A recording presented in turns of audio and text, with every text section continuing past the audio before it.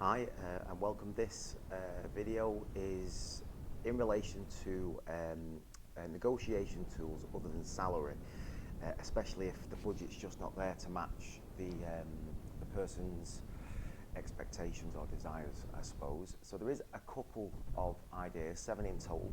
I'm going to run through them very quickly. Obviously, one of the blogs does cover this as well in a bit more detail, I suppose.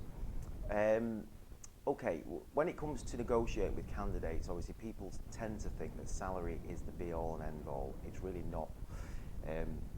You only find out this, I suppose, once you address it. Now, there's a couple of ideas, as I said, we've got 7. So, the first one is a signing-on bonus, and by this we mean if someone is looking, for example, 10k difference than what you're looking to pay, maybe offer them 3 or 4, maybe even 5 grand to sign on with yourselves.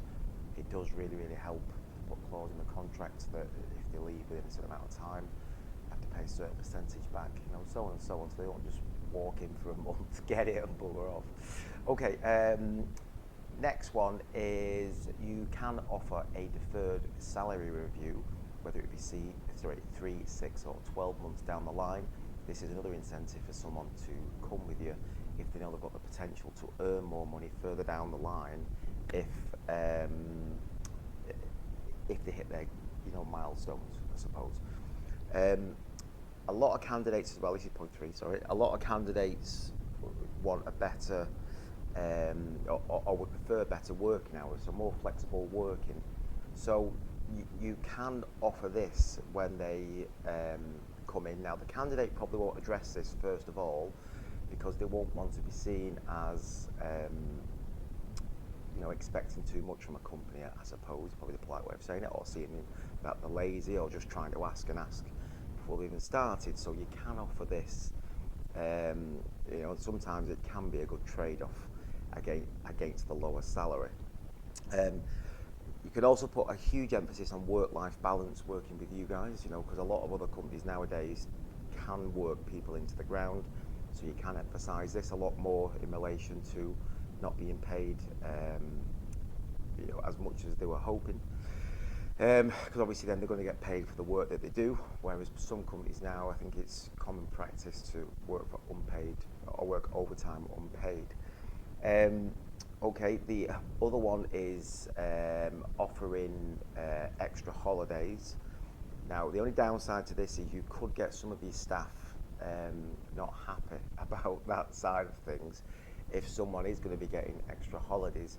So you can offer your current staff, they can lose some of the salary to buy extra holidays. And again, this sometimes, most of the time, you'll either get the people shutting up or they'll probably buy into the idea.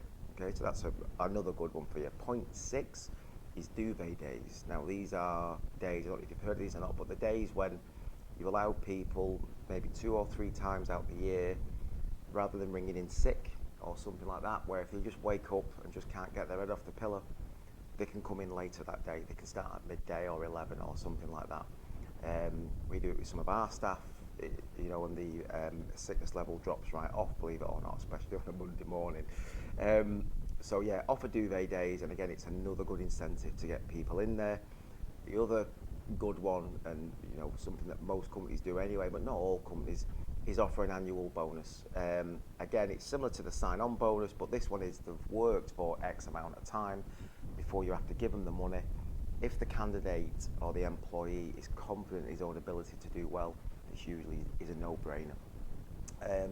If they don't perform, then obviously it's a win-win situation. You've paid them less money to start off with, and you don't have to give them anything in the long term. Anything else you want to know, just give us a ring. I'll be more than happy to help you. You take care.